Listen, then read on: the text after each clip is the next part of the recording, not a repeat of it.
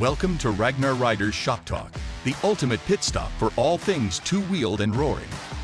We are mostly ordinary guys who live and breathe the motorcycle lifestyle. From our personal journeys to gripping product and accessory reviews, bike builds that redefine the road, the latest industry buzz, and a sneak peek into our future travels, consider this your front row seat to our motorcycling odyssey. So kick back, relax, and let the engines roar as we dive deep into the world of chrome, leather, and the sweet symphony of the open highway. Welcome to Ragnar Riders Shop Talk, where the rubber meets the road and the stories unfold in the wind.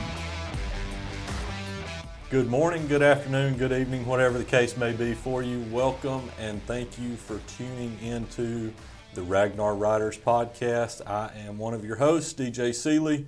With me today in the studio, I've got Randy Boren. That would be me.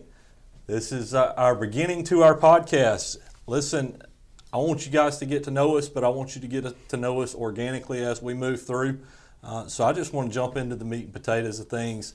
Randy and I started riding together, I don't know, 2-3 years ago? Been about 2 or Has it 3 been that now, long? yeah, it has. Going on 3.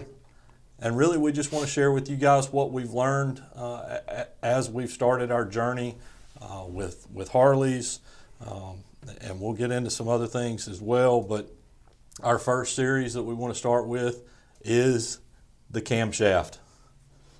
This is something that, I don't know, Randy, how many hours do you think you've spent researching camshafts? Probably more than I've done the other stuff that I need to be doing, but I would say definitely, 20 plus hours of just time burning on the computer. I agree. I would probably be embarrassed to know. But it's something that's very individual. There's a ton of them out there. And so Randy and I are blessed to have experience with a number of them that we want to be able to talk about. That's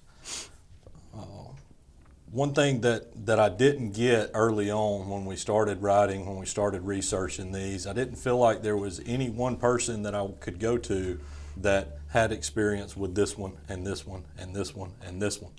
It was just a manufacturer that I felt like was trying to sell me their product, and that really wasn't what I was interested in. I wanted to look at the gamut of them that were out there, compare them to what I was doing and what I wanted, and choose the one that fits for me. And I think I've made good decisions.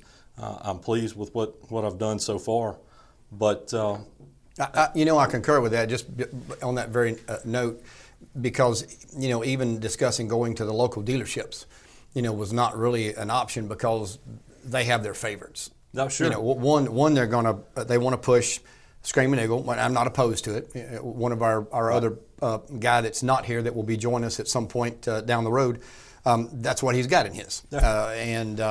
But they kind of have their agenda. So I think we felt like we went to rallies and we talked to people. But I think at the end of the day, we felt like that we were left to our own resources. If we wanted to really be diverse and learn, we were going to have to do it on our own. Yeah, no doubt. We talked to one of our local dealerships, and I'm sure you guys, if you've researched cams at all, you've heard of Woods. Woods Cams is local here to our state. They are. I feel like there's some favoritism there. I've actually got a Woods cam in one of my bikes. Happy with it, so we'll spend some time talking about that. But to Randy's point, everybody kind of had their favorites, and it left you wondering, is that their favorite because it really is the better performer? Mm-hmm. Is it their favorite because it's what they've got the most profit margin in? Is it their favorite because being paid to push it, or whatever the case may be? I felt like I needed to go out and do my own research, look at each one, talk to as many people as I could talk to. And so I just want to share with you guys, from the get-go, what we've learned, how we arrived to the decision that we've made, and what we got out of it. So I guess first of all, Randy, what made you go to YouTube and search camshaft the first time? Like what sparked your interest in a camshaft? So I think in the discussions that we've had down through the months and years was, we have 117s in our bikes from stock. And our initial thinking and thought is that this is from the factory has probably more than our sphincter muscle will ever be willing to test. Sure. Just out of the box. Yeah. But as we rode more, and dare I even say we got bored with some of the things we were doing and seeing, going to rallies and seeing other bikes and then starting to dig, it was like, okay, well, now I'm ready to take mine to the next level. Mm-hmm. So that requires research and digging, and so there ensued YouTube and Google. Oh my God, I was not prepared for the onslaught of. I'll even go so far as just to use right off out of the gate here, just saying almost the bullshit. I mean that we saw from different websites and different brands all pushing a certain thing. You really saw, or I'll speak for me, I really saw very little what I felt like was equal participation from across the board at the numerous camshafts. There's so many. There are. I mean, I don't. I am convinced 100% that there's just a tremendous amount of margin in manufacturing and selling camshafts because of just the sheer number. There's dozens of different camshafts, different profiles, different manufacturers. They're all across the board, but yeah, I agree with that. You start riding and you get to a point where it's you want it to do a little more, you want a little more excitement, and that's the next step, the infamous stage 2. I mean, we were willing to pay, just for the sake of saying a number, we were willing to pay $1,000 just to park at a red light and hear it go potato, potato, potato. Yeah. So that was my next point. I told you the other day that I had a conversation with Bob over at Fuel Moto, and Bob, props to you. I really enjoyed our conversation. We are looking for sponsors. So, but Bob told me that one of the cams that I picked, in full disclosures, S&S 475. I've got it in my Road Glide. And Bob and I talked about it, and he said, it's really not one of my favorite performers. It's not the right cam for me, but we have so many people that buy that camshaft for that sound. Yeah. It's got to me, the 475's got a very distinct sound. I can go to a rally and pretty well pick out that camshaft out of a group of bikes once I hear it lope. Right. That's right. Love it, love the sound, but it's not the right cam for everybody or for every riding style. But that was Bob's point, was a lot of people are simply chasing a sound at idle. Right. Well, you're talking about the Harley world. Sure. Here. So, and although, I've owned domestic and foreign bikes through my life, my Harley experience is more recent. And it is almost a Harley world that everybody else lives in when it comes to that kind of stuff. Oh, absolutely. And it is a bleed over, in my opinion, from one cam to another. There are a few distinct differences, and I think the 475 S&S is definitely one of those. But you and I made mention several times about, what are we really talking about here? It's like cam plates. Do you want orange? Do you want red? Or do you want blue? Because at some point, the height of the lobe and the width of that is written in the specs, and they're all micrometers apart. Yeah. There was one instance I can remember. John was with us and we were talking, and he had just kind of gotten fed up with the back and forth.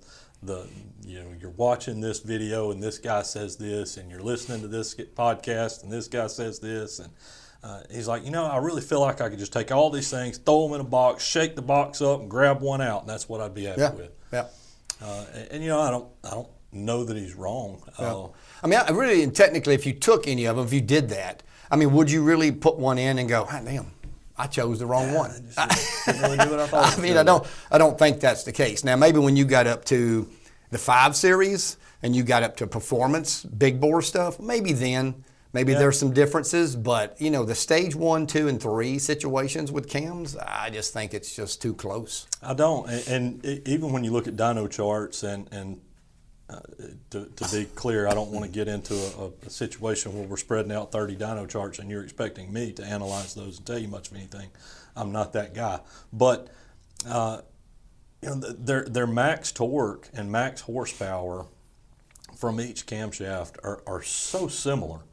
Where they hit in the RPM range is going to vary, but it simply, they're all so similar. And to John's point, when you look at that and you go, well, maybe you're right. But I tell you, I've got the S&S 475 in the Road Glide. I did a 22XE in my Ultra Limited. I've now got the 468 Redshift in my trike. Have ridden all of them. And there are some distinct differences. Oh, yeah. And I'm sure I'll let you talk about what you've put in yours. But to me, I have to ride the bikes differently. Yeah, I agree. And I wish in the beginning that someone would have been more clear with me about that being the difference. Universal information that would have helped, decide. Yeah. Because on the heels of what we just said and what I said about the bucket and choosing one and you probably not going to go down. I chose the wrong one. Well, and that is until you get on it. Mm-hmm. You crank it up. You got a lope from all of them. Some a little different, as we've learned. Red light, acceleration, something. But if you decide to enjoy that throttle, sure, then you start learning the difference between what one will do and maybe what one will not do. I learned that really quick in my Road Glide that I put the Cyclorama 482 in. Yeah. That sounds good too. Yeah, I love the way that bike sounds. It's got it, and in my Limited I put the Star 3030. I love it, but it does not lope like the Cyclorama or the S&S 475. Not even close. It's got a nice lope, but it's not. Sure. Not either one of those. And to your point, it feels a little different. Is my Woods 22XE, is your Star 3030 capable of making you say, oh shit? Yeah. Oh yeah, it is. In a heartbeat. They get down the road. That's right.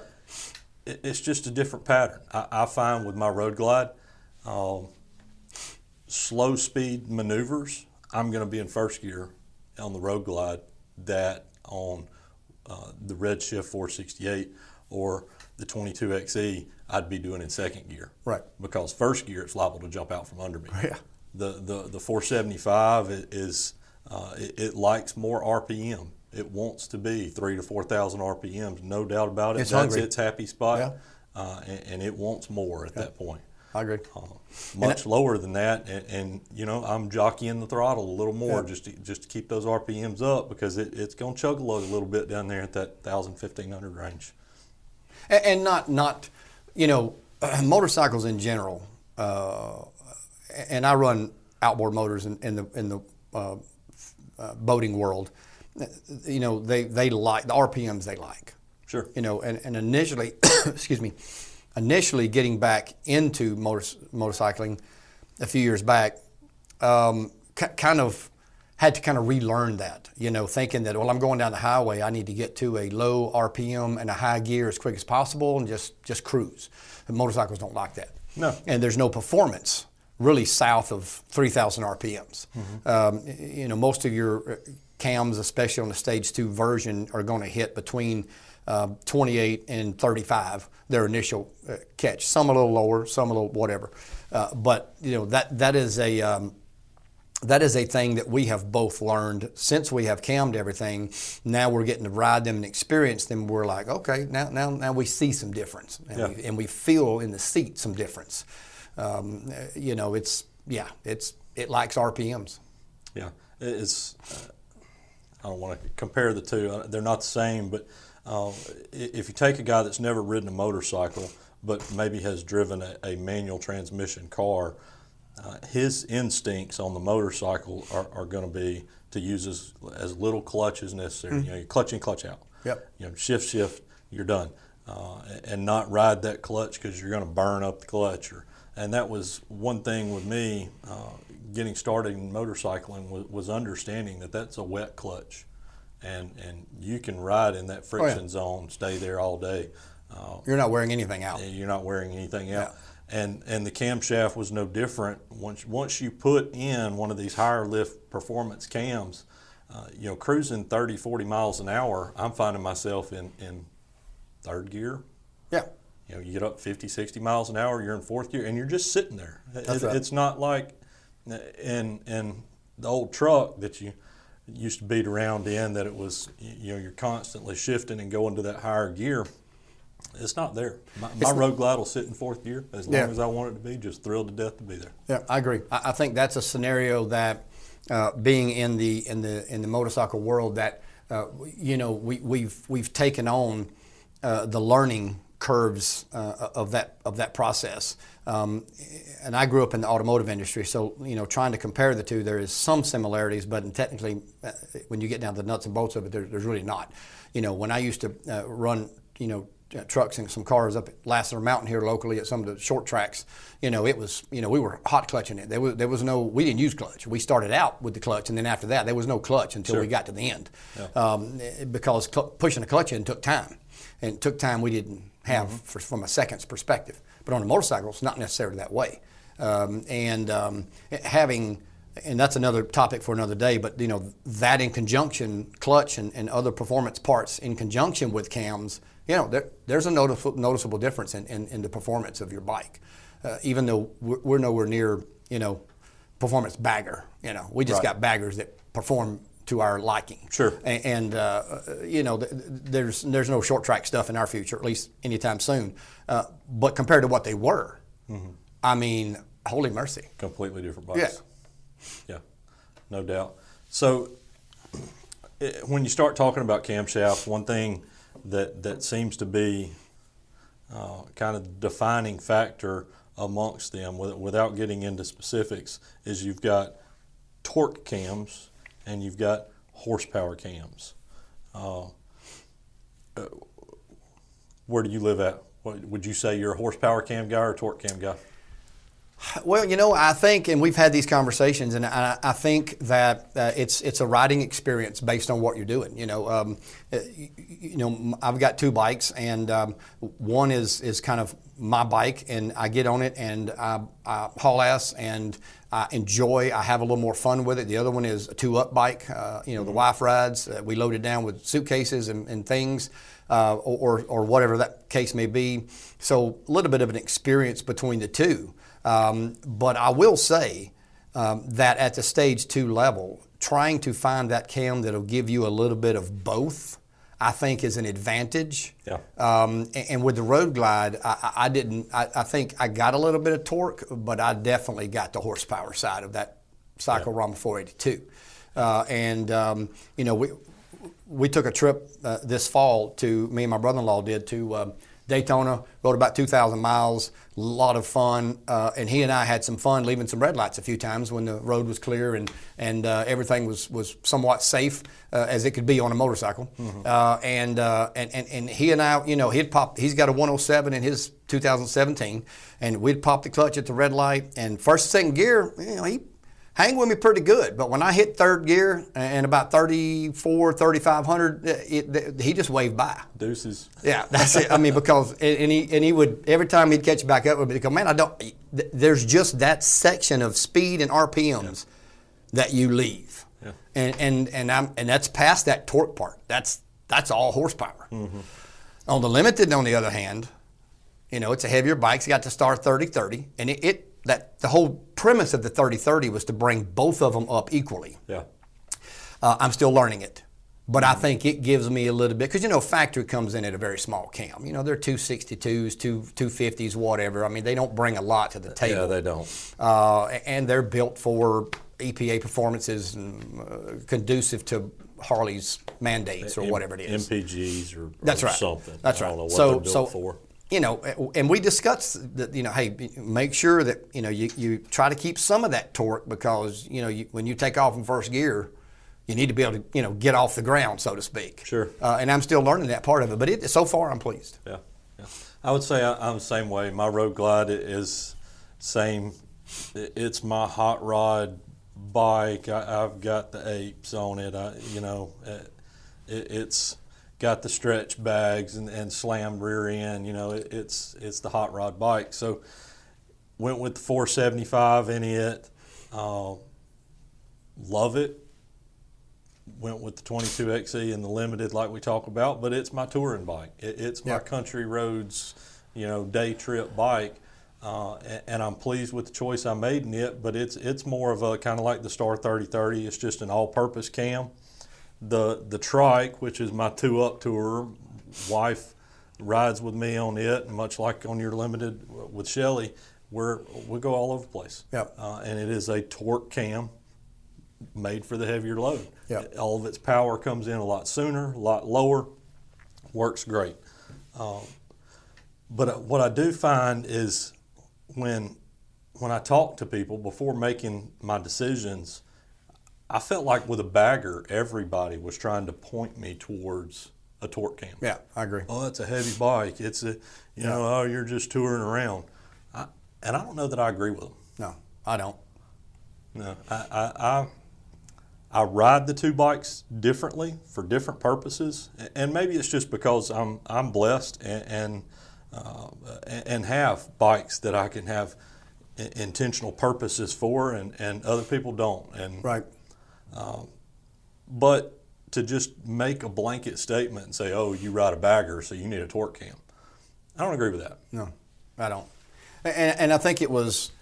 I think it's known, like, you know, and I don't know if we disclaimed some of this in the beginning, but a disclaimer here: we are amateurs and we are fun guys that ride. We have no certifications. We don't have engineering degrees. We are not the guys that's going to bring your bike into our basement and tear it apart and put a big bore kit into it and do the micrometer and make sure that we're within 9,000ths of the valve springs and all that.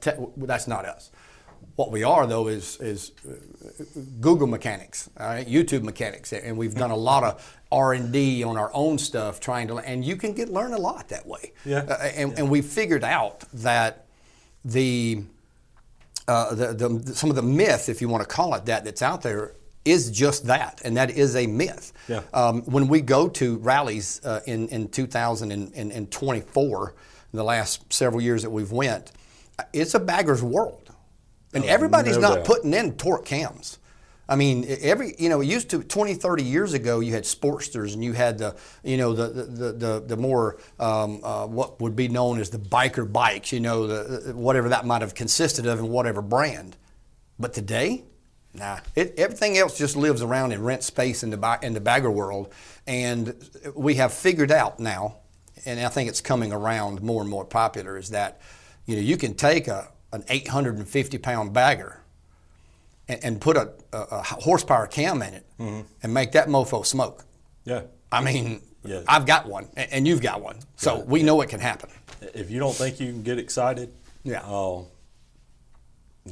get on one of our Road Glides and give it a twist. And I can assure you, your adrenaline will begin pumping or endorphins or whatever. Yeah, your sphincter muscle will tighten up beyond what you can control. I'll tell you that. And here's the thing: even when it was the stock 117, I didn't get all of it. I just didn't. It's not really my world. But every now and then, hey, I want to see what it'll do. Yeah. Now I find myself going, instead of every now and then, it's probably more like 50% to 60% of the time because now I'm enjoying it. I'm learning how to manage it. It's there, and the cyclorama runs. The power range hits between about 2,800 and 5,800 RPMs. Yeah. That's a large range, but that tells me that I can get a little on that bottom end to get me to that middle to top, and then I've got a long way I can still haul. Yeah. And there were stretches in Daytona when we would hit some of those stretches where there wasn't a lot of traffic, and he and I were having some fun, that we were hitting 3 digits without even blinking hard. Yeah. And the bike was like, "What? You backing off now?"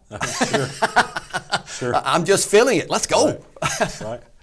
Yeah, that's interesting. Like you have to sit down and analyze how do you really ride your bike. Sure, you got your I'm gonna go out with the wife on the day trip and we're going to dinner or whatever, and you know, my wife has probably never experienced 4,000, maybe more, a little above 4,000 a couple of times. On a consistent basis? Yeah, for some reason, when she's with me and I start getting over about 3,500 RPMs, I get this pain in my side, Yeah, that's right, yeah. Where she says that's enough. But certainly when I'm by myself, you know, the 475, I find myself shifting more. Sure. Than the 22XE. Is that a bad thing? I don't think so. I mean, but you buy a motorcycle, you want to shift gears. It gets your mind off of everything else. You're focused on, you know, the clutch, the shift, the accelerating through the gears. Downshift, yeah, having to downshift in curves is not an annoyance to me. Right. Now, if you're the guy that wants to park it in fifth gear and ride in a straight line, ride in a straight line, sure. Then the torque cam is probably the way you need to go. Yeah, I don't disagree with that at all. You know, my limited, I can park it fourth, fifth gear, ride it from 30 miles an hour to 80 miles an hour. Yeah, and not have to shift. And if that's what you want, that's it. Yeah. If you're more of an engaged rider and like to do the math in your head of which gear do I need to be in coming out of this curve, and I'm going to clutch, and I'm, you know, whatever, then don't be reluctant to go horsepower just because some mechanic somewhere told you, well, if you've got a bagger, you need a torque cam. Yeah. It's not true. No, I excuse me, and I agree with that, and I think if we had a universal message for you know, our inaugural, you know, set here about these cams would be, do your due diligence. Don't be afraid to make a decision on your own based on things you find. You know, DJ and I, between the three of us, and there's, like I said, there's a third guy that's going to join us. But between the three of us, we've got 7 bikes. 6 of them's been cammed. So there's a little bit of knowledge, and only about one of them was done, and that would be John's, because he cammed his when he bought it. So he kind of wanted it, you know, all done when he took it off the showroom floor. And of course, when he gets here one day, he can kind of give more specifics of his thoughts on that. But that was the initial thing, is that he kind of wanted, so he went with what they told him was the thing to do, and that was the Screaming Eagle and the whole, you know, 9 yards that way. As we got into it and started buying more bikes between us all, R&D came into the plan. We had to do our research, and we had to do our digging. Now, granted, I will say that the Star 3030 came about for 2 reasons. One, I did the research, I liked what I saw, and I wanted it. All right, but the other one, which could also be a primary reason, was none of the rest of them had it. All right, so I wanted something they didn't have. Yeah. That was our point, really, to be across the board, was to be honest with you. I mean, I wasn't going to choose one you had, you weren't going to choose one I had, because we didn't have to. No. There was enough out there for us to choose different. So between the 7 bikes, we've got 6 of them's cammed, and there's 6 different cams. And to their own right, they all do their own thing, and it's fun. Yeah, it's fun. But do your research. Don't be afraid to go against your mechanic or whomever that may be, whether he's a private mechanic or a dealership mechanic. It don't matter. You know, if you feel comfortable and you just want to trust him, thumbs up. That's awesome. But if I envy you. Well, to a degree, that's a blessing. But if you're not happy with that answer, it's kind of like in the medical world. You know, they call it practicing medicine for a reason. You know, so sure. You go to the doctor, you hear what he says. If you're not happy with it, go get another opinion. He's not the end all be all. And the same here with what we're saying. That's kind of the reason why we wanted to do what we're doing. Yep. Is to offer an amateur version, an amateur information. And those of you that don't have a visual of what we are sitting here and not watching us on YouTube or some other visual social media, we actually have some parts laying here on the table, and the factory cam that I took out of the Limited is laying here. It's like a 262 or something. Yeah, I don't know what it says on it. You know, don't be afraid to you know, ask for them and look at them and want to know the difference. What's the height? What's the width? What's Where does it hit? Know these numbers because they matter. Once you put it in, unless you're willing to drop another 3,000 or 4,000, you're not taking it out. Right. So once you put it in, it's yours. So yeah, do your due diligence up front. All right. So if you want to join in the conversation or got something to add to it, feel free to email us at rrshoptalk@gmail.com. Again, that's rrshoptalk@gmail.com. And tune in to the next one. We'll dig a little deeper into this, talk about some of these other parts up here on the table that we changed out with our camshafts and give you some opinions on that or some ideas. That's what you may want to do as well. Randy, anything else? No, I think we're good. And hey, John, we missed you, buddy. We're looking forward to you joining us. Yep. And hey, cheers. Enjoyed it. Let's knock it out. God bless you.